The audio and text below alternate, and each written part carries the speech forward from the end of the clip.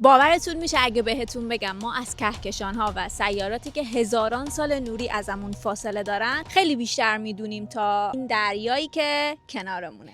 با اینکه 70% از سطح زمین رو آب پوشونده، ولی علم تا الان تونسته که فقط 5% از اون رو کشف کنه.